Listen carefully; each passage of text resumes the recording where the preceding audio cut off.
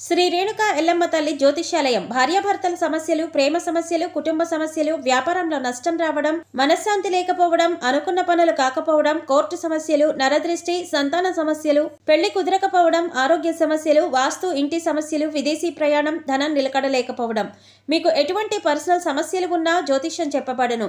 కోయ గురూజీ లక్ష్మణరాజు గారు. Cell number 8466923012. ఓం శ్రీ మాత్రే నమః. ఛానల్లోకి స్వాగతం అండి. జనవరి 29వ తేదీన అమావాస్య. మాఘమాసంలో వచ్చే అమావాస్యను మౌని అమావాస్య అంటారు. అమావాస్య యొక్క ఇతర ఆచారాలతో పాటు ఈ అమావాస్య రోజున మౌనవ్రతాన్ని కూడా పాటిస్తారు.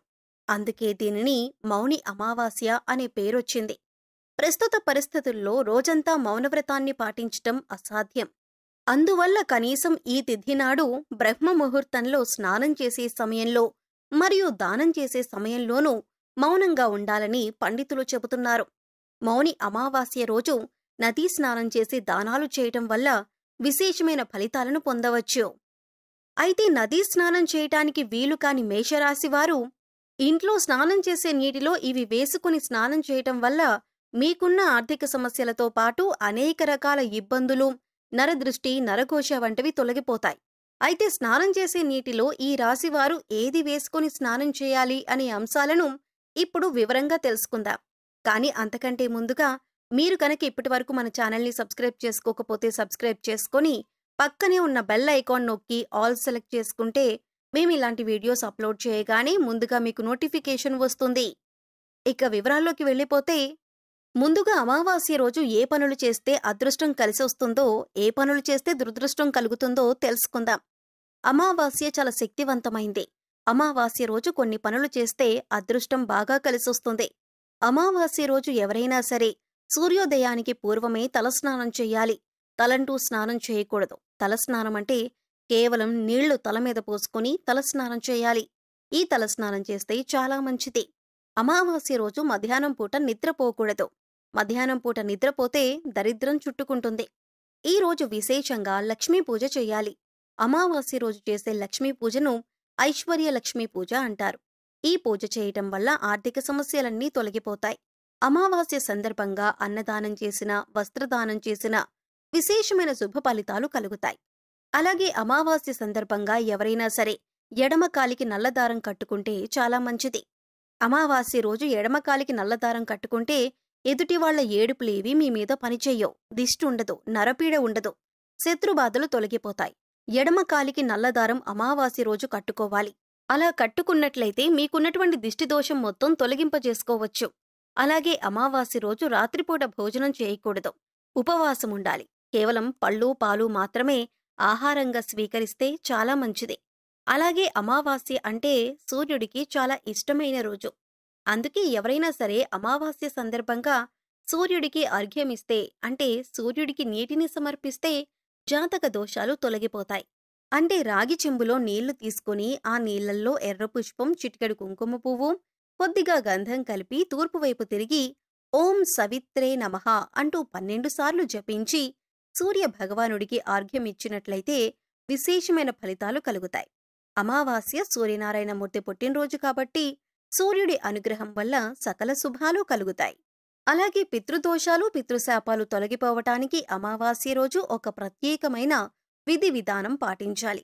మీకు దగ్గరలో రావి చెట్టు ఉన్నట్లయితే రావి చెట్టు దగ్గరికి వెళ్లి రావి చెట్టు మొదట్లో ఆవాల నూనె అంటే మస్టర్డ్ ఆయిల్ ప్రమిదలో పోసి 8 ఒత్తులు విడిగా వేసి దీపాన్ని వెలిగించాలి.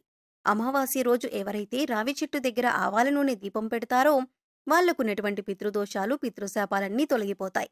అలాగే అమావాస్య సందర్భంగా నవధాన్యాలకు సంబంధించిన ఒక ప్రత్యేకమైన పరిహారం పాటిస్తే లక్ష్మీ కటాక్షం చాలా సులభంగా కలుగుతుంది. నవధాన్యాలు అమావాస్య రోజున నానబెట్టి వాటిని లక్ష్మీదేవికి నైవేద్యంగా సమర్పించి ఆ తరువాత ఆ నవధాన్యాలు ఎక్కడైనా పరిశుభ్రమైన ప్రదేశంలో చల్లాలి. కొన్ని రోజుల తర్వాత నవధాన్యాలకు మొలకలు వచ్చాక ఆ మొలకలు వచ్చిన నవధాన్యాలు గోవుకు ఆహారంగా తినిపించాలి. అమావాస్య రోజు నవధాన్యాల పరిహారం పాటించటం ద్వారా ఆర్థిక ఇబ్బందుల నుంచి సులభంగా బయటపడవచ్చు. అమావాస్య సందర్భంగా ఈ ప్రత్యేకమైన విధి విధానాలు పాటించండి. అమావాస్య రోజు కామ్యకర్మలేవీ చేయకూడదు. అంటే కోరిక కోరుకొని చేసేటటువంటి కార్యక్రమాలేవీ కూడా చేయకూడదు.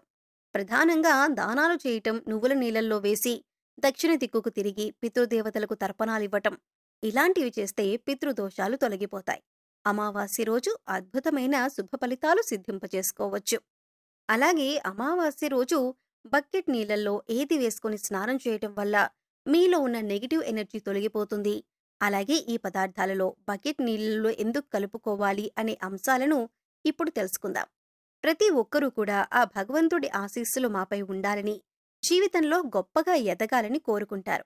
మరి ఆ దిశగా అడుగులు వేసేందుకు తమ వంతుగా ప్రతిరోజు పూజ చేస్తూ ఉంటారు. పూజ చేసినప్పుడు ఫలితాలు వస్తాయా అంటే మనశ్శాంతి మాత్రం ఖచ్చితంగా వస్తుంది. ఫలితం వస్తుందా అంటే మాత్రం అది వారి పూర్వజన్మ కర్మ ఫలితం మీద కూడా ఆధారపడి ఉంటుంది. మరి అలాంటి కర్మ ఫలితాన్ని తగ్గించుకోవాలంటే ఏం చెయ్యాలి అనే సందేహం మీకు రావచ్చు. మనం ఏదైనా పని చేస్తున్నామంటే అది ఎందుకు చేస్తున్నాం అని తెలుసుకుని చేస్తే మాత్రం దానికి ఖచ్చితమైన ఫలితాలు దొరుకుతాయి.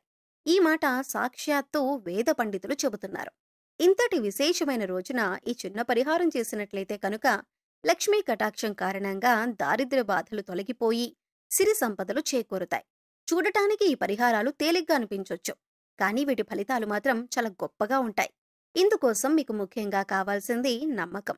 అలాగే ఈ పరిహారం మనకి పనిచేస్తుంది, కష్టాల నుంచి బయటపడేస్తుంది అనే విశ్వాసం.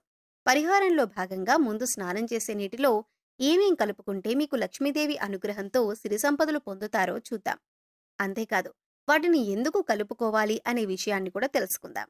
ఈ సృష్టిలో ప్రతి ఒక్క పదార్థానికి కూడా ఒక ప్రత్యేకత ఉంటుంది. అంతేకాదు మనం కనుక మనసులో బలంగా సంకల్పించుకుంటే ఆ పదార్థంలో ఉన్న గుణం ప్రత్యేకమైన పదార్థాలతో చేర్చి ఉపయోగించటం వల్ల మన సంకల్పాన్ని భగవంతునికి చేరవేస్తుంది. కానీ ఈ పరిహారాలు తేలిగ్గా ఉన్నాయి కదా చేసేద్దాం అని చేయటం కాదు, మనస్ఫూర్తిగా నమ్మి చెయ్యాలి. అప్పుడే మీకు సత్ఫలితాలు వస్తాయి. ఇక ఇంతటి విశిష్టమైన అమావాస్య రోజు ఈ రాశివారు ఉదయాన్నే నిద్రలేచి చక్కగా స్నానం చేయండి. అలాగే స్నానం చేసే నీటిలో ఒక తమలపాకు, కొద్దిగా రాళ్లుప్పు, అలాగే 2 హారతి కర్పూరం బిళ్ళలను పొడి చేసి వేసుకుని ఇవన్నీ నీళ్లలో కలుపుకొని స్నానం చేయాలి. ఈ నీళ్లతో పిల్లలు ఇంకా పెద్దవాళ్లు కూడా స్నానం చేయొచ్చు. తమలపాకులు అంటే శుభసూచకం, అలాగే భగవంతుడికి ఎంతో ఇష్టం. అంతేకాకుండా ఈ పదార్థాలన్నీ కూడా మీలో పాజిటివ్ ఎనర్జీని పెంచుతాయి, మీ చుట్టూ ఉన్న నెగిటివ్ ఎనర్జీని తీసేస్తాయి. ఈ పదార్థాలను నీళ్లలో కలిపి స్నానం చేయటం వలన భగవంతుని అనుగ్రహాన్ని పొందుతారు. ఇక రెండో పదార్థం మనం నీళ్లలో కలిపింది రాళ్లుప్పు.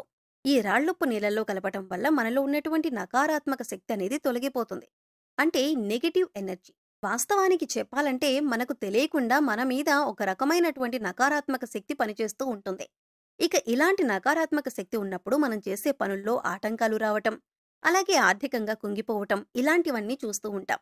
ఇక ఈ నకారాత్మక శక్తి నుంచి బయటపడటానికి చిన్న చిన్న పరిహారాలు చేసుకుంటే సరిపోతుంది. దాన్ని తొలగించుకోవటానికి రాళ్లుప్పు మనకు ఎంతగానో సహాయపడుతుంది. ఇక మూడవ పదార్థం మనం నీళ్లలో కలిపింది కర్పూరం బిళ్ళలు.